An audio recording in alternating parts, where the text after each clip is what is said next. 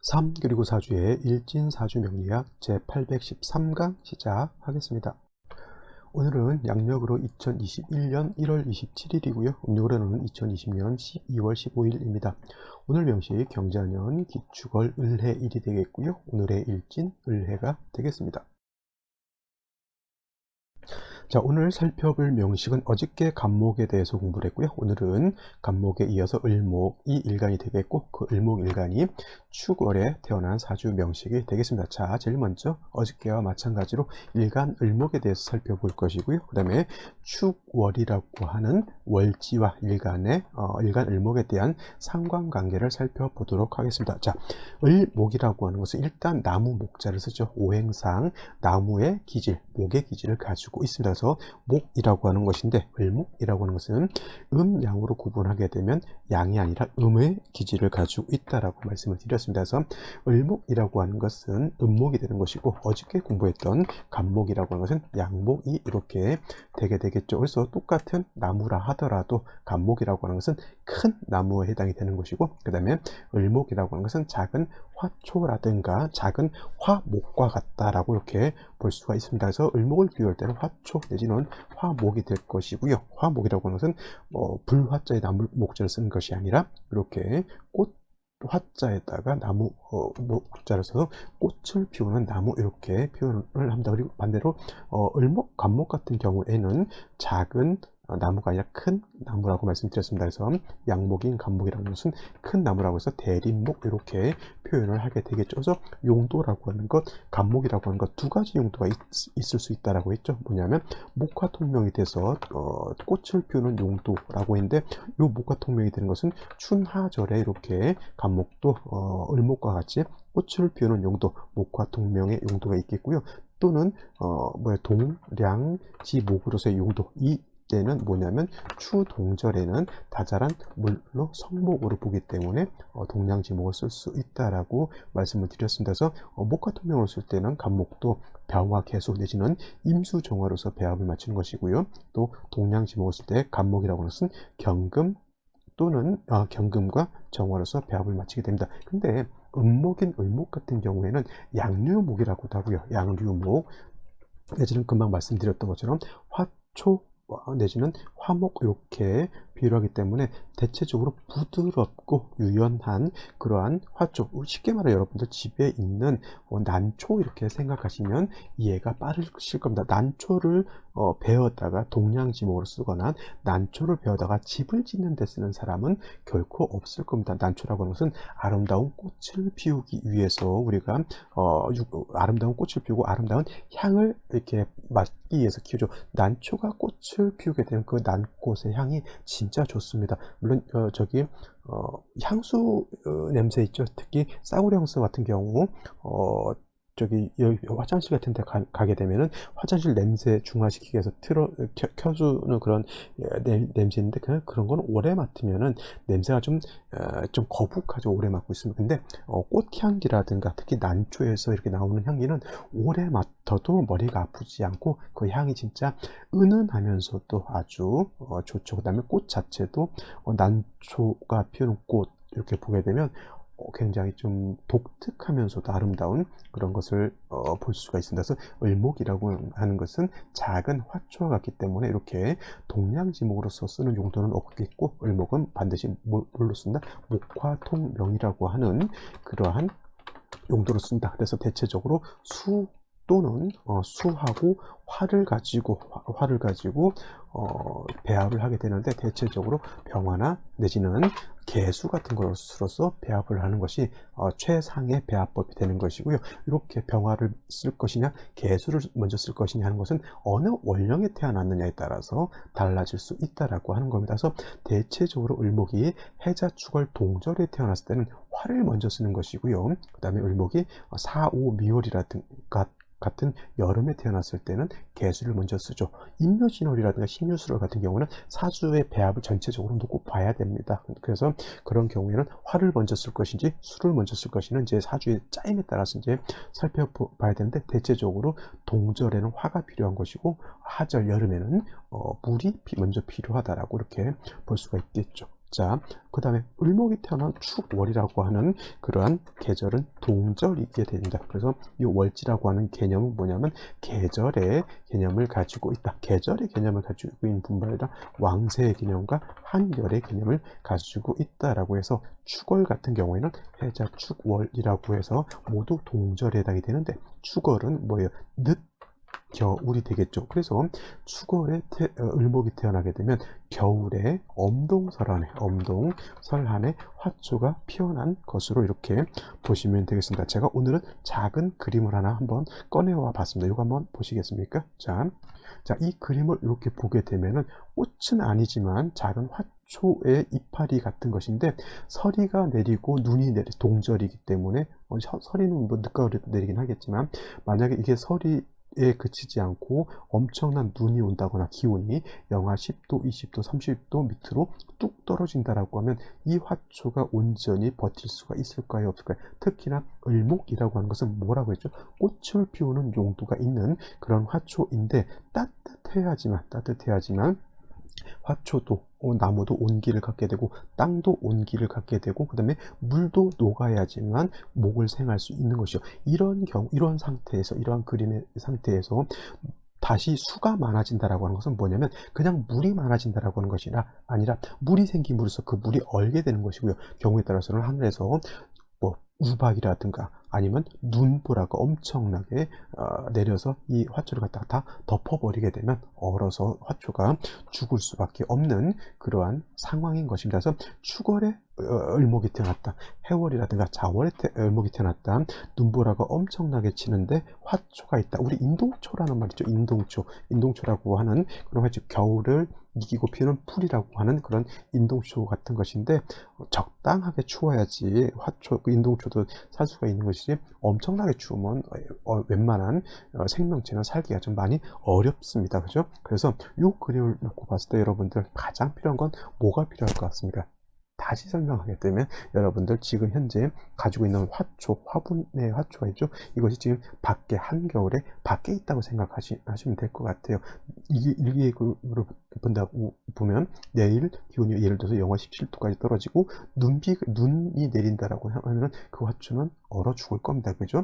그렇기 때문에 이러한 경우에는 반드시 물이 더 있기보다는 반드시 화가 있어주는 것이 필요합니다. 그래서 축월의 을목은 가장 중요한 건 뭐가 중요하냐면 조후, 즉 축월에 굉장히 차가운 한기를 갖다가 따뜻하게 해동할 수 있는 그런 화가 있느냐 없느냐에 따라서 아까 봤던 그러한 화초가 죽느냐 사느냐 하는 그런 것에 해당이 되죠. 계속 온기 없이 그러한 화초가 계속 동절에 차가운 기운만 계속 있다고 하면 을목이 꽃을 피울 수도 없고요. 그 다음에 물도 얼게 되고 땅도 얼게 되고 하다 보면 을목으로서의 용도가 전혀 없죠.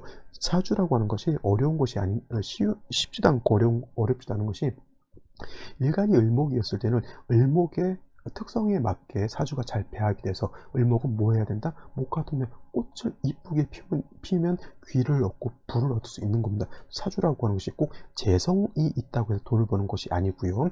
을목의 용도가 어떻게 잘 배합이 돼서 중화가 잘 되느냐에 따라서 부도 얻을 수 있고 귀도 얻을 수 있고 남편 덕도 있을 수 있고 처덕도 있을 수가 있는 것인데, 만약에 아까 같은 그림이었는데 화가 한 점도 없다 그러면 그 언 땅에 화초 있는 것인데 얼어 죽으려고 있는 거잖아요. 그러면 살기가 매우 어렵고 비난하고 힘들 겁니다. 그죠? 그래서 축월의 을목이라고 하는 것은 반드시 뭐가 필요하다? 화라고 하는 것이 필요하다. 그리고 아까 말씀드렸지만 이때는 조후를 하기 위해서, 따뜻하게 하기 위해서 필요한 화이기 때문에 정화 가지고는 부족하고요. 힘이 반드시 병화가 있어 주어야지만 이 축월의 엄동의 한기를 갖다가 따뜻하게 해줄 수 있다.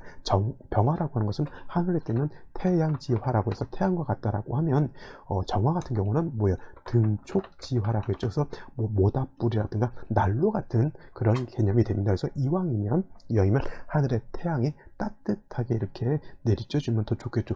그 동절 겨울은 아니더라도 양지 바른 곳에 이렇게 늦가을 같은 경우에도 햇볕만 잘 찌게 되면은 곧 겨울인데도 개나리라든가 장미가 간혹가다 피는 경우가 없지 않아 있습니다. 그것이 뭐냐면, 늦가을도 춥고 겨울도 추운데 경우에 따라서는 적당하게 따뜻한 그런 경우가 있습니다. 이런 경우에는 뭐예요? 말씀드렸던 것처럼 해자 축월에도 온기만 있다라고 하면 을목이 꽃을 피울 수가 있죠. 쉽게 말하면 온실 속의 화초는 겨울에 상관이 없이 꽃을 피울 수 있는 것과 똑같습니다. 그래서 축월에 을목이 이렇게 화를 본다라고 하는 것은 온기를 내가 얻기 때문에 나무도 따뜻하게 되고요. 그 다음에 축월의 향기도 따뜻하게 해줄 수 있죠. 단 중요한 건 뭐예요? 축월의 화는 약하죠. 약하기 때문에 반드시 인목이라든가 사화라든가 내지는 오화 같은 것이 지지에 있어서 병화의 뿌리가 되어 주어야 되는데, 인목이 있다라고 보면은 병화의 뿌리도 될 것이고요. 을목도 축월에 약한 을목이 인을 보게 되면 뿌리도 얻을 수가 있습니다. 그래서 뭐 이렇게 인목도 보고 을사 이렇게 되면 이런 것도 나쁘지 않죠. 이거는 을목이 뿌리를 둘 수가 있겠고 사는 병화가 뿌리를 둘 수 있죠. 그래서 축월 같은 경우에는 물이 너무 많을 필요는 없습니다. 축월은 원체 춥기 때문에 겨울철에 여러분들 화초에 물 많이 줍니까?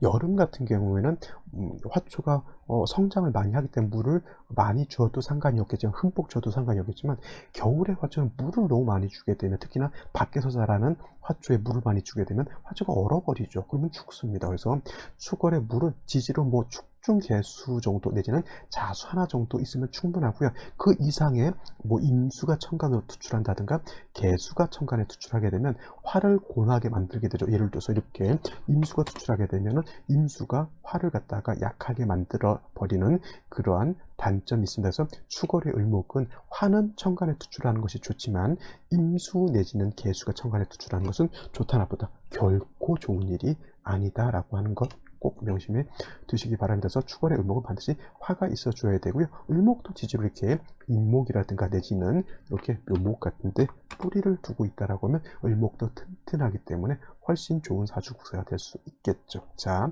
여기까지 축월의 을목은 화를 봐야 되는 것이고요. 을목의 뿌리도 필요하다. 수는 그냥 적당량 지지에 있는 정도는 상관이 없지만 수가 천간으로, 임계수가 천간으로 투출하는 것은 결코 바람직한 일이 아니다. 이렇게 정리를 해볼 수가 있겠습니다. 자, 오늘의 명식 생시 알아보도록 하겠습니다. 자, 오늘의 명식을 다시 한번 살펴보도록 하겠습니다. 일간은 을목, 음목이라고 말씀을 드렸고요. 이 을목이 태어난 월령 축월이 되겠습니다. 축월. 그래서 일단 격국이라고 하는 거 살펴보고 넘어가도록 하죠.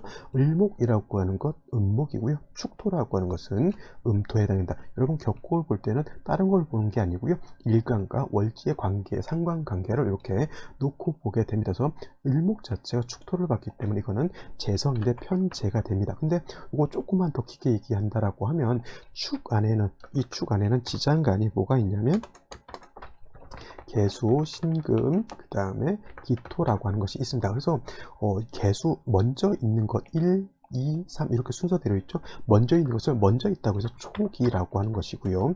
가운데 낀 신금은 중기라고 이렇게 표현하고, 그 다음에 기토는 축의 본기 내지는 정기 이렇게 표현합니다. 그래서 축 중에 있는 개수, 신금, 기토를 가지고 다 격을 잡을 수가 있는데, 만약에 축 중에 있는 개수가 이렇게 투출되게 되면은 축이라 하더라도 축 중에 개수가 이렇게 투출하게 되면 요걸 가지고 격을 잡습니다. 그래서 을목이 개수를 보게 되면 이거는 편인격이 되는 것이고요. 그 다음에 또 축이 아니라 예를 들어서 축 중에 있는 신금이 투출되어 있다라고 하면 중기가 이렇게 투출된 것이죠. 그러면 이거는 이걸 가지고 격을 잡습니다. 투출된 것을 가지고.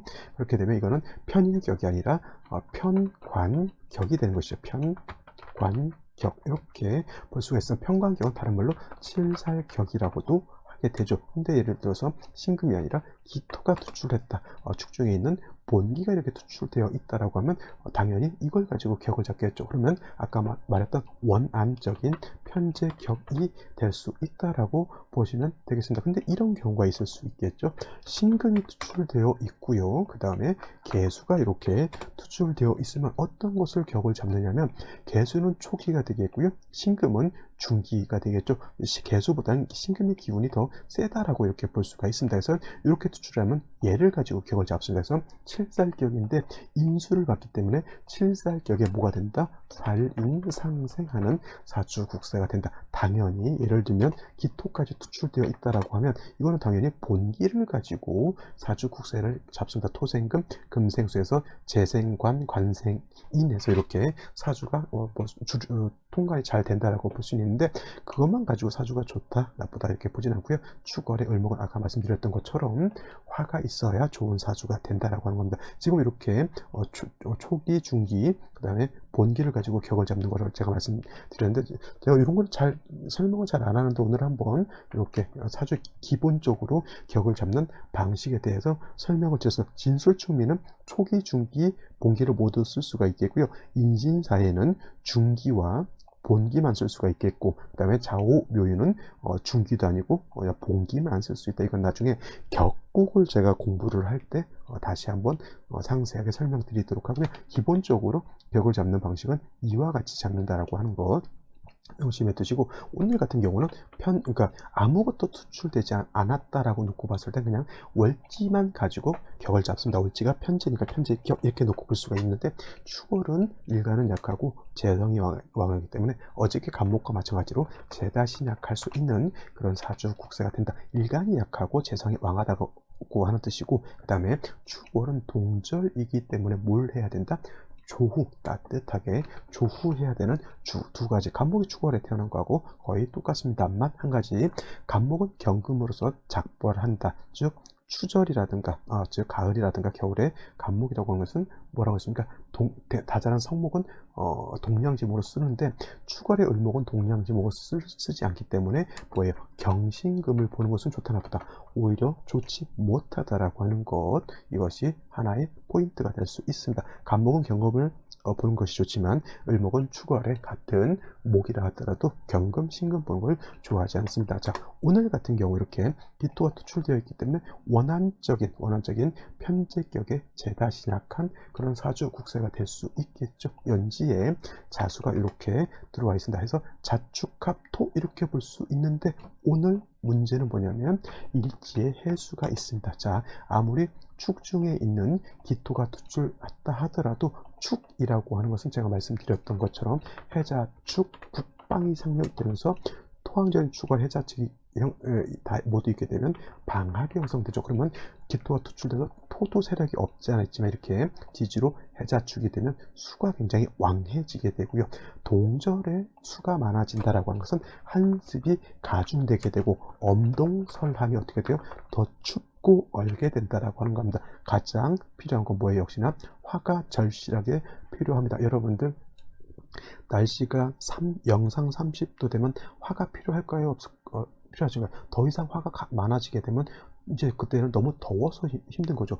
영상 20도 정도면 화가 그렇게 필요하지 않습니다. 그냥 적당한 온도가 되는 것이죠. 0도 되면 화가 좀 필요하죠. 손난로라도 있어야 되고요. 아니면 좀 가벼운 패딩이라도 좀 있어야 되죠. 근데 영하 10도, 영하 20도 되면 화가 더 필요하죠. 근데 영하 30도, 영하 50도 이렇게 내려가면, 즉 영하로 더 내려갈수록 화의 필요성은 더 강해지는 겁니다. 자, 축월에 추운데 해자수를 봐서 수가 많아지게 되면 기온이 막 영하 4, 50도까지 뚝뚝 떨어졌다라고 생각하시면 되는 거예요. 그러면 화가 더 필요하겠죠. 아까 그 나무 보여드렸잖아요. 그 나무가 더 얼게 된다라고 하는 것에다가 경금마저 있으면 뭐예요? 을목이 얼어져 있는데 경금마저 있으면 그 옆에 칼날이라든가 바위가 있어서 을목을 갖다가 짓누르고 있는 그런 형국이 된다라고 볼 수가 있겠습니다. 해수가 있기 때문에 을목이 다시 인목, 묘목 이렇게 볼 필요는 없지만 반드시 생시에서 뭔 필요하다? 화가 절실하게, 다시 한번 화가 어떻게 필요하다? 절실하게 필요하다. 따라서 오늘 나오는 명식은 뭐냐면 생시에서는 무조건 뭘 잡아줘야 된다? 화를 잡아줘야 된다. 이것이 포인트가 되겠습니다. 자, 생시를 한번 보게 되는데요. 생시 화를 볼 수 있는 것, 병자 정축, 저는 무인도 한번 괜찮다라고 볼 수가 있겠고요. 그 다음에 신사 이모, 병술 정해 이렇게 화를 가지고 있습니다. 이 중에서 쓸만한 화도 있고요. 쓰지 못할 화도 있죠. 예를 들면 여기서 하나씩만 보게 되면 병자시가 된다라고 하면 병자시가 된다라고 하면 시간에 이렇게 병화가 투출되어 있지만 병화가 지지로 뭐가 없으니까 뿌리가 전혀 없습니다. 해중에 있는 감목 가지고 병화를 생주해 준다라고 이렇게 생각하시는 분들도 없지 않지만 물에 젖은 나무 가지고 병화를 생주하기는 좀 어렵죠. 화가 있다라고 하는 것은 불씨는 있는데 그 불씨가 뿌리가 없죠. 그러니까 이런 경우에는 반드시 운은 어디로 가야 되냐면 목화운으로 가서 이 화가 살아나야지만 이 을목이 얼어 죽지 않을 것이다 라고 볼 수가 있겠고, 같은 화라 하더라도 병술은 병자에 비하면 조금은 나을 수가 있어요. 왜냐하면 해자축 이렇게 수가 많은데 술토가 있으면 술을 좀 억제시켜 줄 수가 있겠고요. 병화가 간신이라도 술중 정화에 뿌리를 둘 수 있기 때문에 병자의 병화보다는 병술의 병화는 조금 더 온기를 가지고 있다라고 볼 수가 있는데, 정해시는 안 되겠죠. 자, 병화는 스스로 빛을 발하고 스스로 열을 내는 태양지와 같다라고 하면, 정화라고 하는 것은 반드시 간목이라든가 지지로 하다못해 사화라든가 오화 같은 것이 있어서 뿌리가 되어줘야 되는데, 정화는 지지로 뿌리가 없으면 전혀 쓸 수가 없습니다. 그래서 정해시는 있으나 마나 한 셈이지, 정축시도 마찬가지죠. 이렇게 되게 되면은 또 해자축에 수는 많아지는데 정화가 뿌리 없으면, 정화는 뿌리가 없으면 거의 무용지물이라고 봐도 과언이 아닐 겁니다.